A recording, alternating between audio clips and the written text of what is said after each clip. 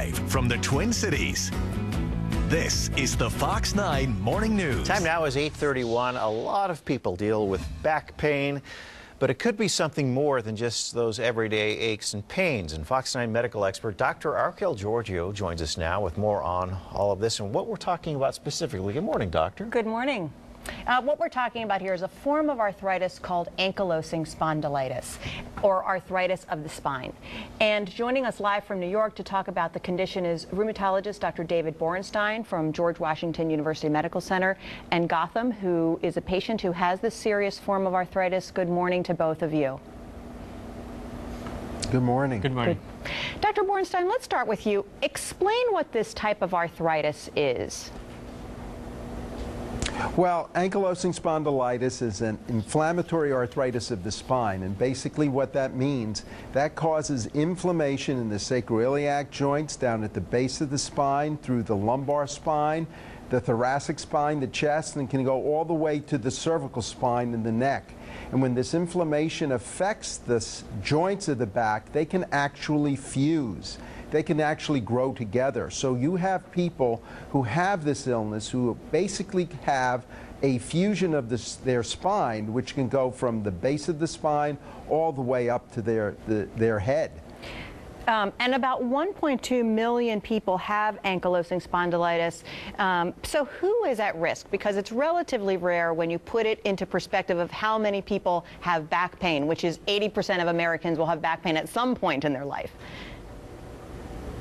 Well, absolutely. Back pain, as you know, is second only to the cold, the most common affliction of mankind. But usually what happens with the usual episode of back pain related to a muscle injury or to a herniated disc with sciatica, people think about staying still. They don't want to move, and that's the usual type of back pain.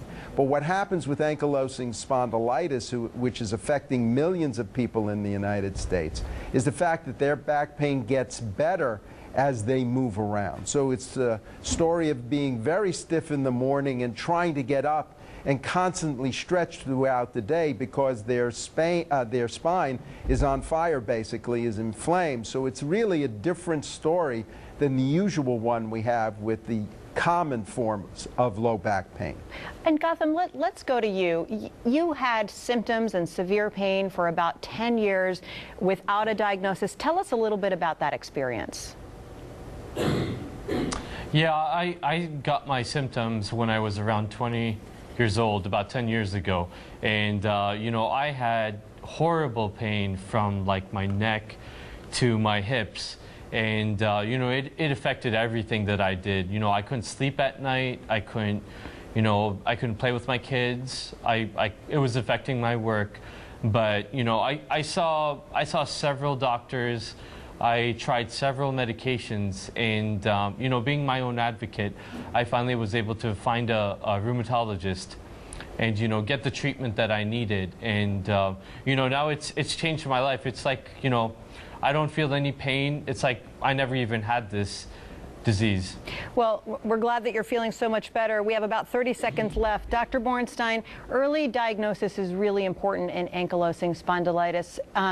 Clearly, the 80% of Americans that have back pain can't all be going to a rheumatologist. So what are some of the signs and symptoms that should trigger a specialist appointment rather than going to a primary care physician? Real quick. Well, if they have back pain, real quick, if they have back pain that's lasting for hours, if they have stiffness that lasts for hours, if they have a family history associated with back pain, they should see a rheumatologist. And where they could go is to faceyourbackpain.com, to the Spondylitis Association of America, or to the website of the American College of Rheumatology. And those websites have educational material that can help people who may have this diagnosis. Thank you to both of you, Dr. Borenstein and Gotham. Thank you for joining us this morning.